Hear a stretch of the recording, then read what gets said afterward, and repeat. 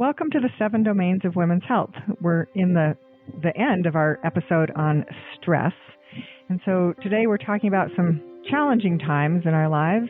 I've been thinking about that we're coming up on 5 years now that we've been living with COVID.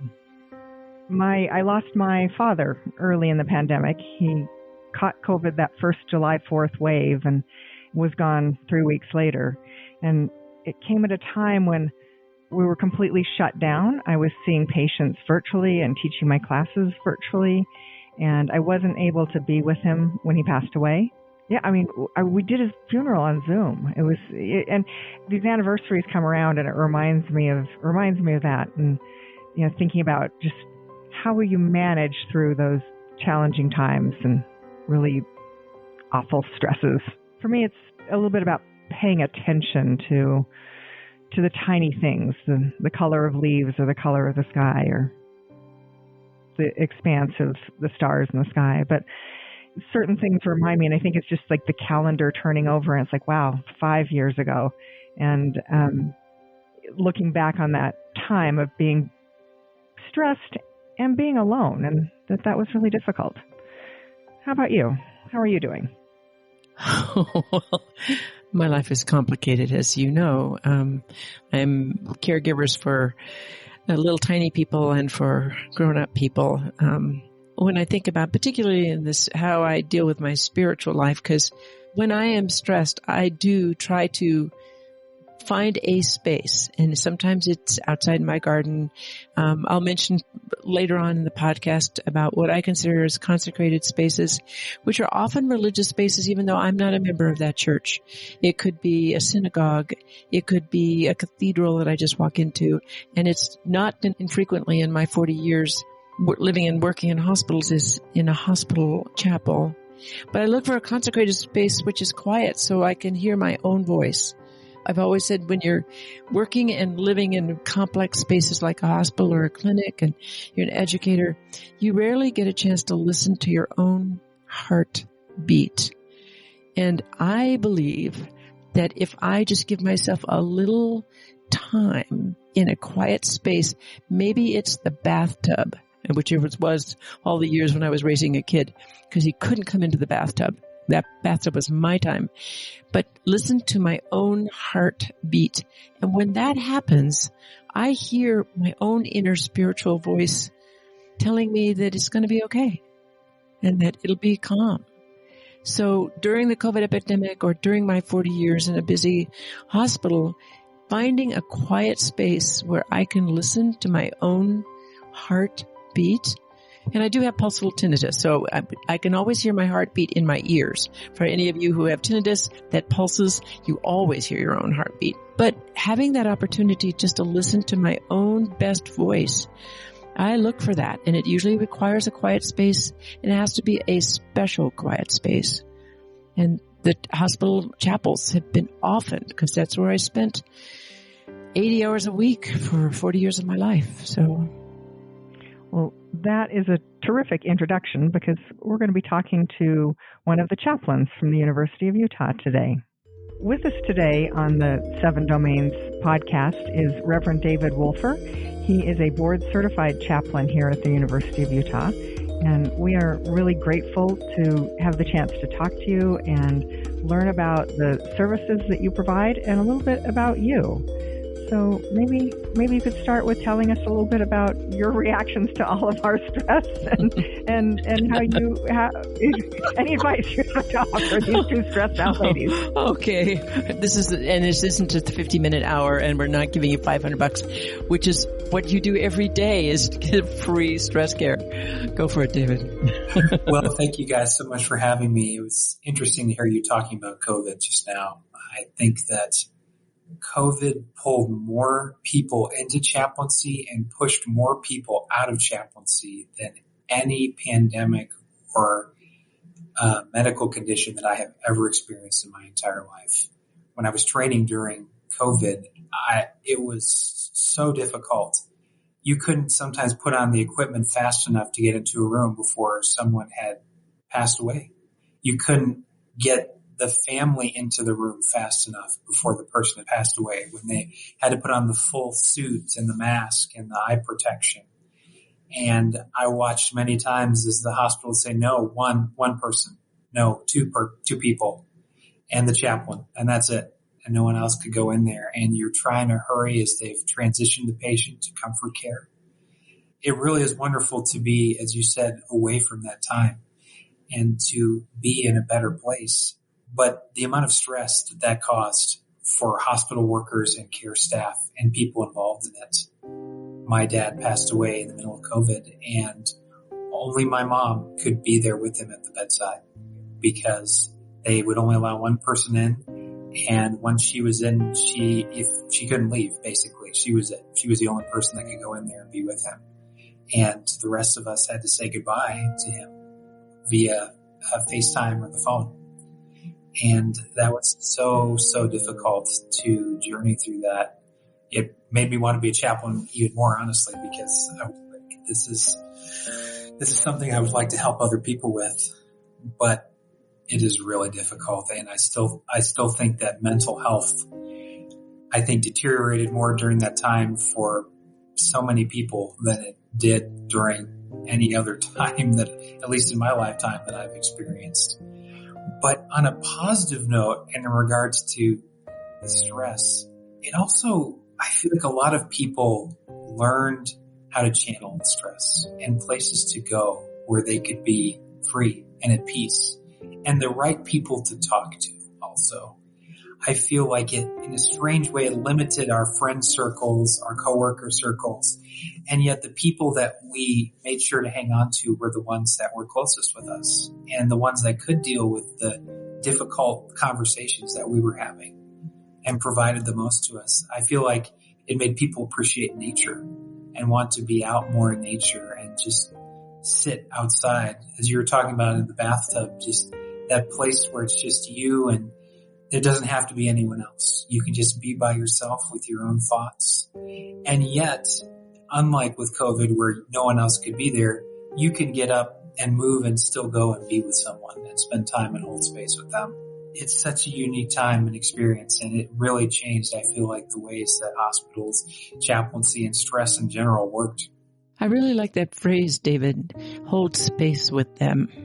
That's a lovely phrase. When you sit with someone, maybe you talk or maybe you don't, or maybe you just hold hands. And I don't know as chaplains whether you can hold hands, but as a physician, I often held the hand of a patient who was in distress.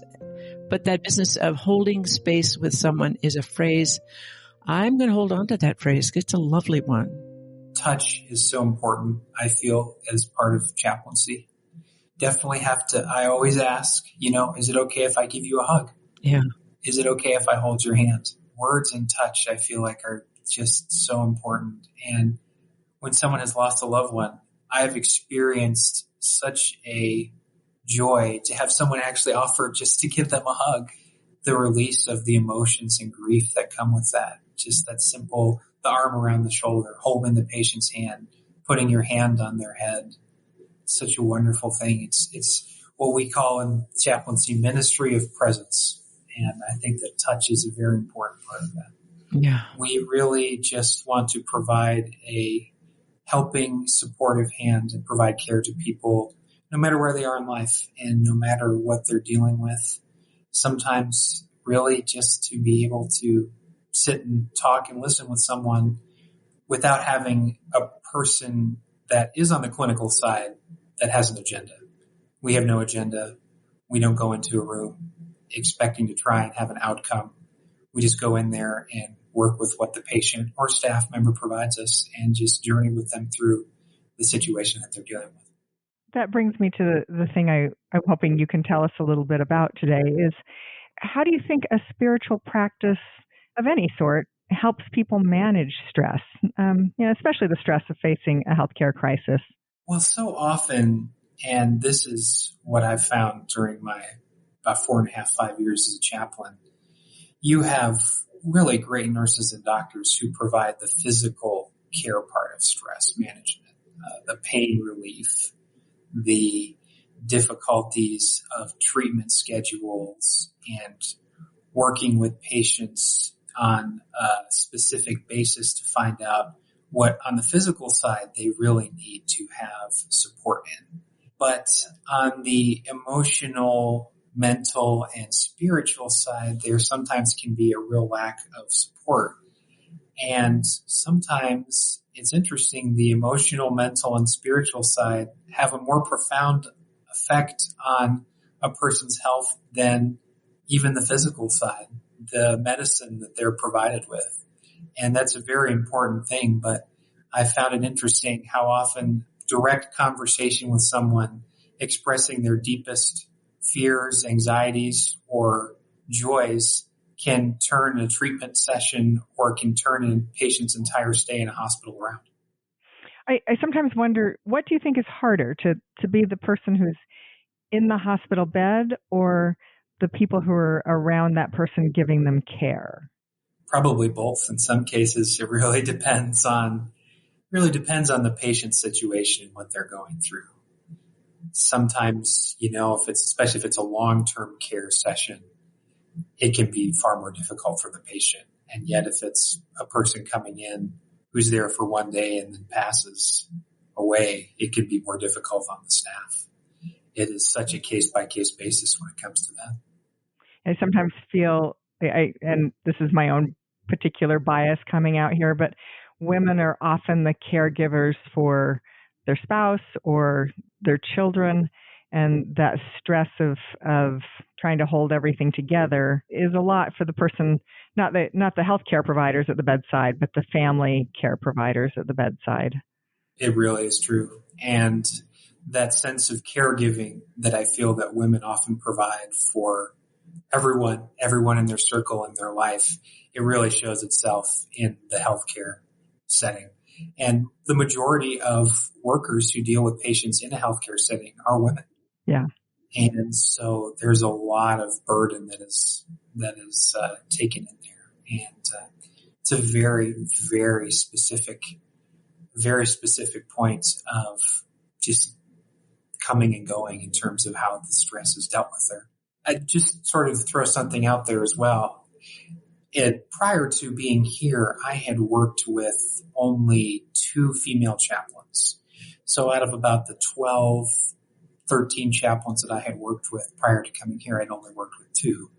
And when I came here, the entire chaplaincy corps was women. And so we have 6 chaplains and and the rest of them are women. So that really gave me a unique perspective into how that affects female chaplains and female staff and patients. That was really, I feel, been a blessing having come to a place like that.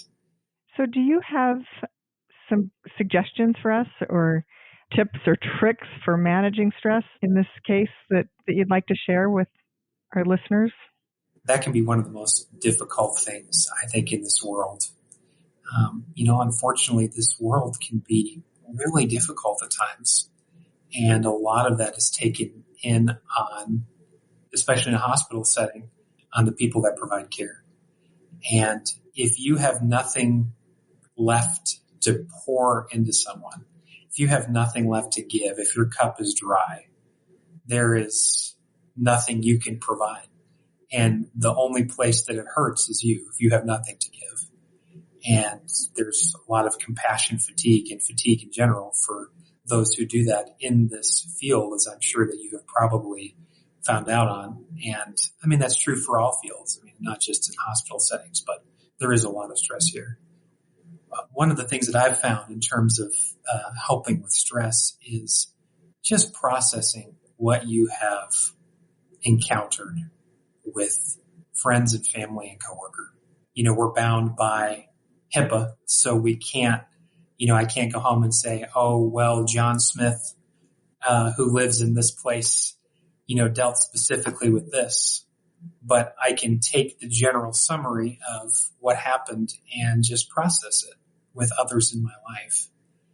And to talk through and walk through those situations, to feel the unity with others, the sadness, the anger, the joy, to cry with another person who has experienced something that you have or in a similar situation, that really helps in terms of taking the stress meter down, if you will.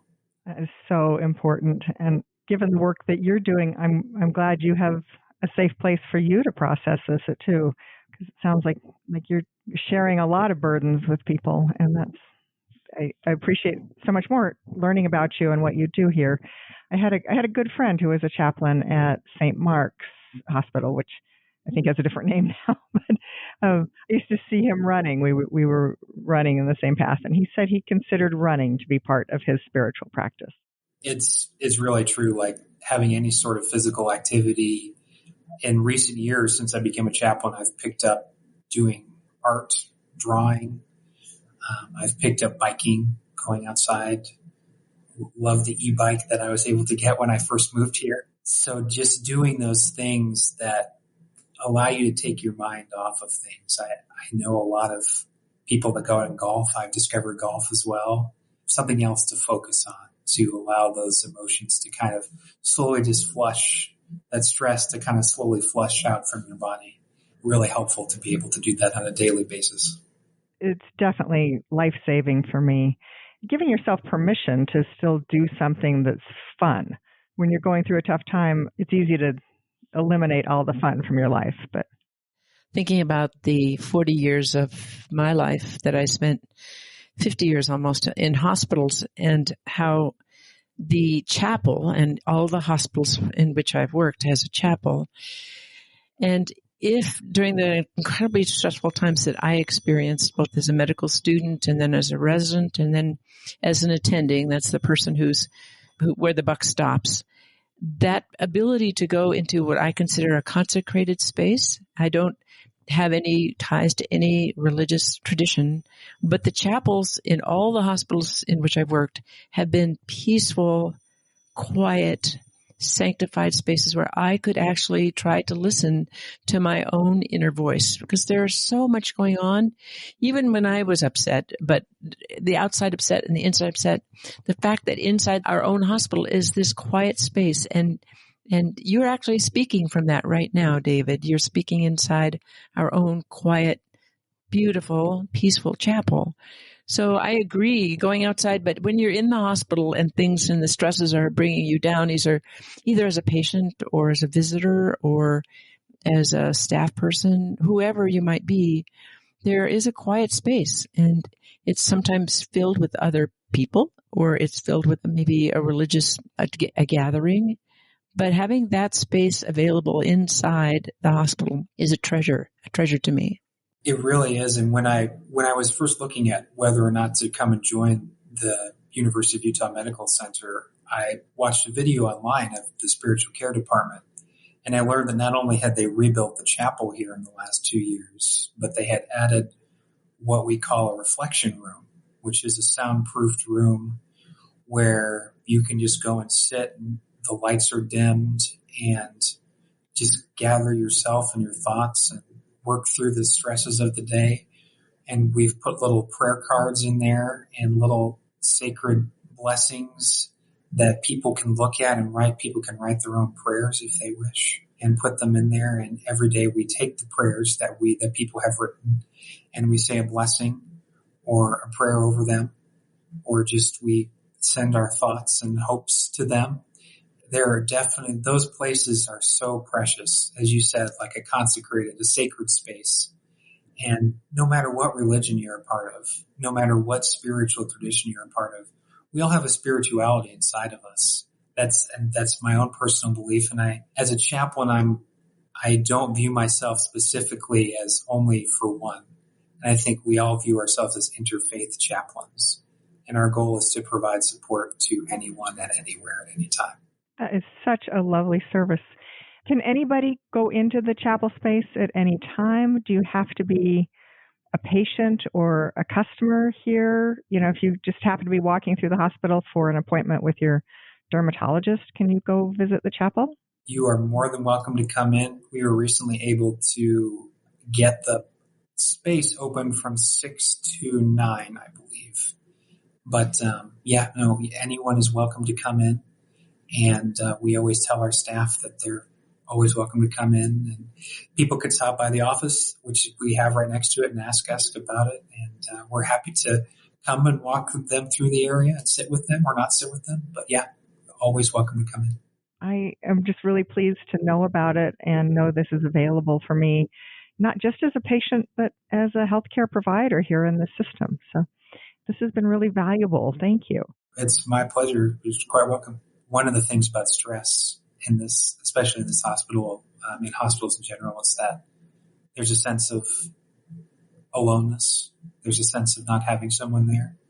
There is always someone there with you in the hospital. There's always someone there to provide support. And we are there for that. And to help with stress, never feel like you're alone anywhere in this hospital or on this campus. There is always someone that will come and provide support. Thank you so much, Chaplain David. I really appreciate your time and your wisdom. As we wrap up the 7 domains of stress, we want to thank you for listening. If for some reason this is your first episode of this series, make sure you go back and check out the other 6 domains of stress. I think throughout this series, we've been able to provide a lot of advice about how to manage stress, and a little bit of what we were talking about in this episode of just a place where you talk about the fact that it happens and share some of those things, and that burden shared is a burden halved. And in spite of the fact that it's been a difficult topic to talk about, I think I've found it stress relieving. So I hope you'll go back and listen to the other domains. You can find the 7 domains of women's health, all of the episodes, wherever you get your podcasts, or at Women's 7. That's the word women's and the number 7.com. And because this is the last of our series on stress, we're going to end with the traditional haiku. Yes, I'm going to take us out with the haiku of the 7 domains of stress. And here it comes. We are so stressed out. Be still and listen within for your kind, calm voice. Thanks for joining us. And hopefully you'll join us again on some of our other 7 domains. And I hope you all feel a little less stressed today.